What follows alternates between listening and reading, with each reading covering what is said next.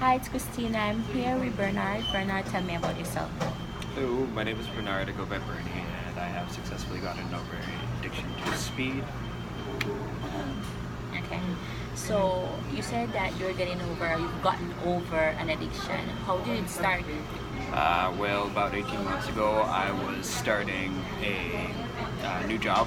Yeah. It was an overnight job, and I was afraid that I couldn't do it Yeah. because it had never done an overnight job before. So my girlfriend at the time, she suggested she called a work helper.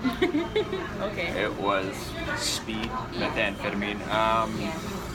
So at first I did it with her that first night, and first and foremost, it how to say on speed time is very slow, Yes. Yeah. but the amount of things you can do within that slow-mo period of time Right.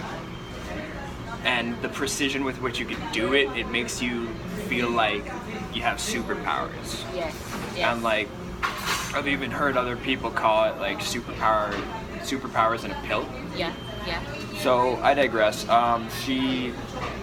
I did it with her, my girlfriend, and while working the overnight job until she went to Nova Scotia for school or whatever. And after that, I found that in starting this drug to, help me with work, Yeah. I had given myself a reason for it. So to do speed was because I needed it to work. Yes. That being said, when she left, I continued to purchase it on my own. But, down the road, you start noticing yourself doing little somethings. And I just want to clear up real quick, first and foremost, unlike some of the other people out there that are on this drug, or whatever other variety of derivatives of it, I knew what I was doing was wrong. Yeah. Because I was raised very kind of hardcore Catholic. In fact, my family had a bit of they were very against drugs or Yes. even talk of drugs around the house, and Yeah. I feel like that's what also contributes to you. I'm kind of going off on a little bit No, of a it's tangent. okay, it's No, good, no, go it's ahead. all good. It's just to say that when you push someone away and just give them negatives Yeah, you judgy. about Judgy.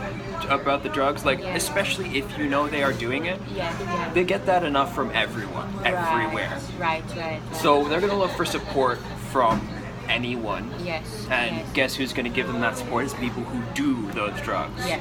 And you follow this and speed, and you'll notice yourself, you start enjoying it more, but also when you don't have it, you're angry at everything. People start commenting, you look unhealthy, and so on and so forth. And I mean, I remember watching The Wall, the Pink Floyd movie. Yeah. Yeah. I'm being really freaked out because there's a part where he is on a multitude of drugs and he is Yeah. sorting out crap on the floor, Yeah. literally just pills Yeah. and shards of glass. Yeah. And I just remember thinking to myself, I have done something eerily similar. Because as you do speed, and especially if it's an addiction and you continuously do it, your mind deteriorates. Yes. No matter what, too, there's always this voice in your head, which I call the addiction's voice. Yeah. It poises itself as your consciousness or your rational thinking. Yeah. Yeah. So it sounds just like that little voice in your head that tells you not to do bad things, it tells you not to hurt each other, except it is only vouching for and contributing to the temptation of doing the drug. Right. So it just, takes on a voice. Speed takes on a voice. yeah, exactly. Yeah. Speed and any drug. Right. Any drug can take a voice Yeah. that poses as your own. And I know it sounds corny, but that is That's what fine. happens. What did this voice say? So it's little things again, I was disgusted with Yeah, myself yeah, in doing the that's speed. fine. And I'm just saying this because I always knew it was wrong. So I would try to be like, okay, this is the day I'm quitting. This is the day I'm quitting. Yeah. And it gets to the point where you're walking and you're like about to go withdraw money, and like the little voice in your head just says, while you're withdrawing money, and like, oh, an extra $40 for speed. And you do it. Wow. And by the time you've done it, you didn't even notice why you did it for. Yeah. The same with, oh, there you go, there's $40 speed in my hand. When did that happen? Right? Yeah. All this to say, though, even with the stigma that especially family members might associate to drugs, they'll say hateful things, or it's always out of, at least for good parents and family, it's out of a sense of caution, of protection. Yeah. People who have lived long enough to see what it can do to others, as opposed to the people who start doing it who don't know so much. Yeah, and especially when you're young too. Exactly. Yeah. Because especially when you're young, again, you get chased into those groups because you're afraid to tell the people like your family that actually their opinion would weigh a lot to you. And they could help. Exactly. Yeah. But at the end of the day, even if, my parents talk smack about just weed, let alone, let's not even think about what they would say about speed. Yeah. It will be those people closest to you who get you out of it, because what got me out of it, nothing that I tried. No, it was one simple remark from my little brother. Yeah. He said, "You're getting an old man vein on your head." And I remember looking at myself in the mirror a couple days ago and thinking, I think I look unhealthy, man. And then that voice came and said, "Nah, you're fine. You look great." Yeah. And just one little comment from my little brother that showed that he could see that I was getting more and more sickly. Yeah. I was done. I came back from Brampton. I was living in Ottawa at the time. I went back to Ottawa and I didn't touch a single last bit of it.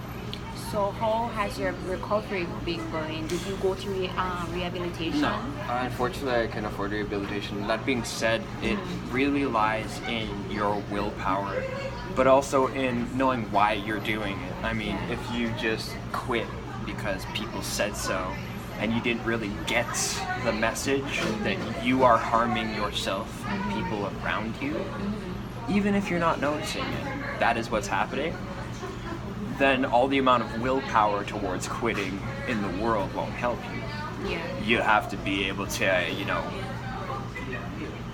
think to yourself, what about this is wrong? And what about that makes sure that I want to never do it again? Me is the realization that my little brother and my family were affected because of the degree that my addiction had risen to. Yeah. It always starts small, it always gets big. All I can really leave people with is, trust in your family, trust in the people that you've trusted your whole life, not the people who make you feel good or make you feel less guilty about doing this thing that you're ashamed of. Chances are there's a reason you were ashamed in the first place. Yeah. And leave it to those people, but know yourself why it is wrong and why you are ashamed of it. Because again, if you don't know that, it's never gonna work for you. Okay. So you have an audience. So what would you say to someone that's currently on an addiction and is trying to get off but doesn't have the willpower? I would say research your drug. That in itself will give you so much information you didn't know about that will scare you. I'm going to say trust the people that you've trusted your whole life and not the people who make you feel good or less guilty about this. And I would say, honestly, guys, is it really that worth starting in the first place? Just don't do it. At the end of the day, it's just a yes or a no. It's your choice to say no. Okay. Thank you so much, Bernard. So that's all we're saying.